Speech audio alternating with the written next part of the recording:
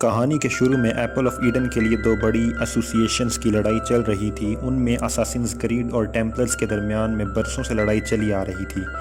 Templars کا اس کے بارے میں یہ ماننا تھا کہ ایپل آف ایڈن کو جو بھی پائے گا اور اس کی سبھی پریشانیوں کو دور کر دے گا اور وہی آدمی انسان کی سوچ پر قابو پائے گا، لیکن ایپل آف ایڈن کو حاصل کرنا اتنا آسان نہیں تھا کیونکہ اس کی رکھوالی اساسنز کر رہے تھے۔ ایجنٹس اسپین میں اساسنز برادرہڈ کو دیکھتے ہیں جو وہاں پر اپنی نئی ممبر کو ایڈن کی رکھوالی کے لیے قسم دلوا رہے ہیں۔ اس کے بعد ہم لوگ 1986 میں آتے ہیں جہاں پر ہمیں ایک چھوٹا بچہ دکھایا جاتا ہے۔ جب یہ چھوٹا بچہ اپنے گھر واپس آتا ہے تو وہ دیکھتا ہے کہ اس کے والد جوزف نے اس کی ماں کو قتل کر دیا ہے، اور اس کا والد اپنے بیٹے کو وہاں سے بھاگنے کا کہتا ہے کیونکہ یہاں پر بہت جلد ٹیمپلز فاؤنڈیشن کے گارڈ آنے والے تھے۔ یہیں پر ہم دیکھتے ہیں کہ کارلس کے والد کے ہاتھ میں اساسنز کے سگنیچر بلیڈ ہے، اور یہاں ہمیں پتہ چلتا ہے کہ ان کا خاندان بھی اساسنز برادرہڈ سے تعلق رکھتا ہے۔ اب اس کے بعد کہانی کو 2016 میں لے جاتے ہیں جہاں پر ہمیں یہ دکھایا جاتا ہے کہ کیل کو قتل کے جرم میں اریسٹ کر لیا جاتا ہے اور اسے یہاں پر موت کی سزا سنائی جاتی ہے اور اس کو موت زہر لگا کر دی جائے گی، لیکن یہاں پر اسے صرف بے ہوش کیا جاتا ہے، اور جب وہ ہوش میں آتا ہے تو وہ خود کو ایک ریسرچ لیب میں پاتا ہے، اور اسے وہاں پر ڈاکٹر صوفیہ ملتی ہے، اور جب کیل یہاں سے بھاگتا ہے تو وہ یہ دیکھنے کی کوشش کرتا ہے کہ یہ بہت بڑی فیسلٹی ہے۔ ڈاکٹر صوفیہ اس کو بتاتی ہے کہ وہ اب دنیا کے سامنے مر چکا ہے، لوگوں کی بھلائی کے لیے اور وائرس کو مٹانے کے لیے وہ لوگ ایپل آف ایڈن کو ڈھونڈ رہے ہیں، اور یہاں پر ان کو کیل کی مدد چاہیے۔ اس کے بعد ڈاکٹر صوفیہ کیل کو ایک مشین اینیمس سے کنیکٹ کرتی ہے، اور اس مشین کی مدد سے وہ اپنے آباء و اجداد کی یادوں کو ایکسیس کر لے گا۔ اب یہاں پر یہ لوگ اسی مشین کی مدد سے کیل کے ڈی این اے میں سے 1492 کے ایگولر اساسن کو ڈھونڈتے ہیں۔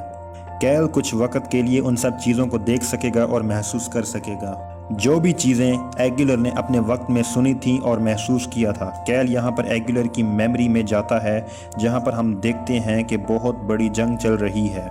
اور ہر طرف کیوس ہے۔ ٹیمپلرز کی پوری فوج نے سلطان محمد کے محل پر حملہ کر لیا ہے جو اس وقت کے بادشاہ تھے، اور سلطان کے بیٹے کو بھی ڈھونڈ لیا ہے، اور اب وہ اس کو قید کر کے لے جا رہے ہوتے ہیں۔ یہ تبھی وہاں پر بچے کو بچانے کے لیے اساسنز کی ٹیم آ جاتی ہے، اور یہاں پر ان کی لڑائی ٹیمپلر سے ہوتی ہے۔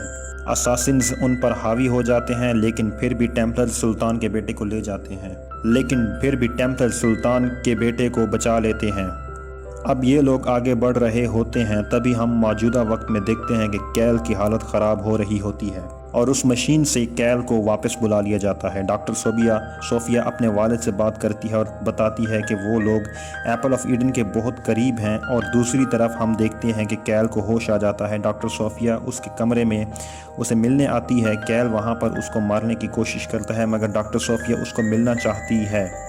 اور اس کو اس کی مری ہوئی ماں کے بارے میں یاد کرواتی ہے۔ یہاں پر کیل اس سے پوچھتا ہے کہ تم میرے بارے میں یہ سب کیسے جانتی ہو؟ یہاں پر ڈاکٹر صوفیہ اس کو بتاتی ہے کہ جب اس کو اریسٹ کیا گیا تھا تو ان لوگوں نے اس کے ڈی این اے سے ایگولر کو جوڑا تھا، اور یہاں پر لوگ کنفرمڈ ہو گئے تھے کہ ایپل آف ایڈن تک ان لوگوں کو کیل ہی پہنچا سکتا ہے۔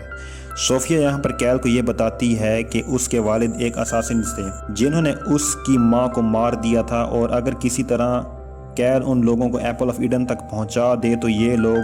فالس کو ہیومینٹی سے پوری طرح سے مٹا دیں گے، جس کے بعد ہیومنز فائنلی آرام سے رہ سکیں گے۔ اب کیل یہاں پر سیل میں گھوم رہا ہوتا ہے تو وہاں پر وہ اپنے جیسے اور بھی لوگوں کو دیکھتا ہے جو اساسنز کی فیملی سے تعلق رکھتے تھے۔ اب ان سب لوگوں کو مل کر ایپل کو غلط ہاتھوں میں جانے سے روکنا ہوگا۔ اب کیل کو زبردستی اسی کمرے سے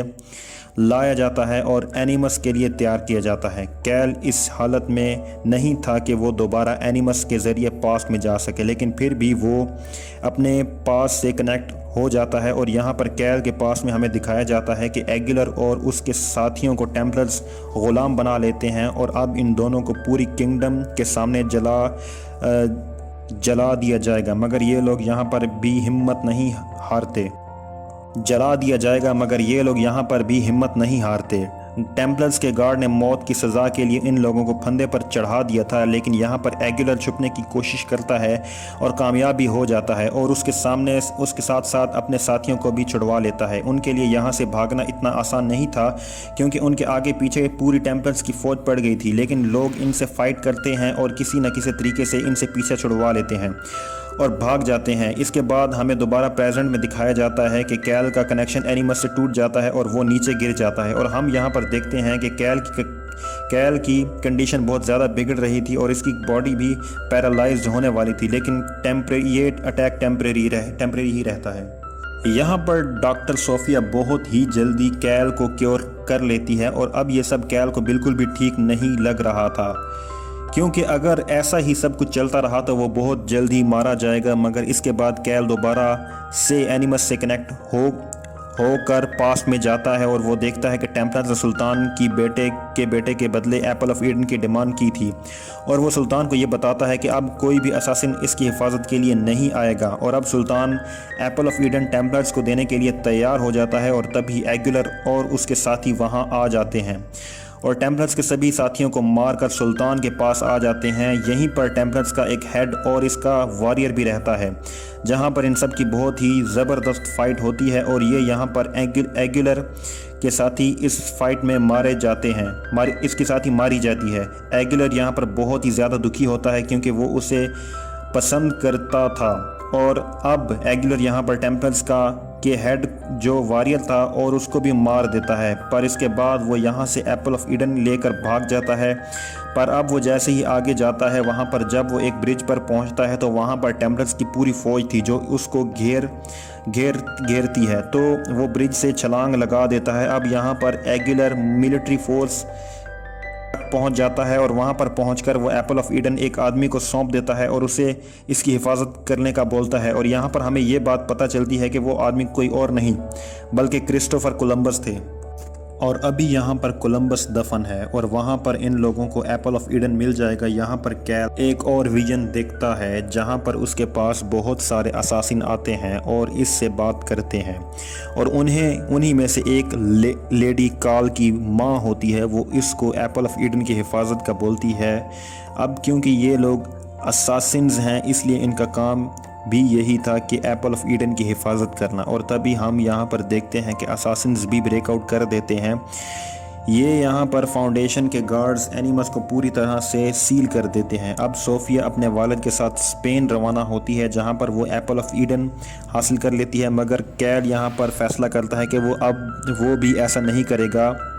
क्योंकि वो भी असासिन्स हैं। वो वहाँ पर अपने सभी साथियों के साथ मिलकर गार्ड से लड़ता है, पर तभी हमें यहाँ पर एक बात पता चलती है, जो टेम्पल्स फाउंडेशन के हेड थी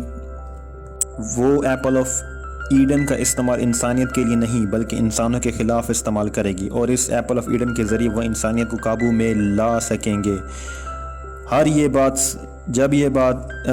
डॉक्टर सोफिया नहीं जानती थी, मगर ये बात डॉक्टर सोफिया नहीं जानती थी। हम यहाँ पर देखते हैं कि सभी असासिन्स मिलकर सभी गार्ड्स को मार देते हैं, लेकिन इस लड़ाई में इन लोगों के बहुत सारे असासिन्स भी मारे जाते हैं। अब डॉक्टर सोफिया और वो लेडी हेड हेलीकॉप्टर में बैठकर यहाँ से चले जाते हैं। कैल इनको रोकने में नाकाम हो जाता है। अब टेम्पलर्स ने एप्पल ऑफ ईडन को हासिल कर लिया था, वो वहाँ पर एक प्रोग्राम कर रहे थे, तभी इस प्रोग्राम में असासिन्स की टीम आ जाती है। कैल वहाँ पर आकर डॉक्टर सोफिया को बताता है कि बरसों से असासिन्स ही इंसानियत की हिफाजत कर रहे हैं एप्पल ऑफ ईडन को महफूज करके, और डॉक्टर सोफिया भी ये बात जान गई थी कि अगर एप्पल ऑफ ईडन टेम्पलर्स के पास रहा तो इंसानियत महफूज नहीं रहेगी। अब इसलिए वो कैल की मदद करती है और इनको अंदर जाने देती है। अब यहाँ पर असासिन्स की टीम टेम्पलर्स को मार देती है और असासिन्स एप्पल ऑफ ईडन को बचा लेते हैं और वो असासिन्स के पास आ जाता है और कहानी का इख्तिताम हो जाता है।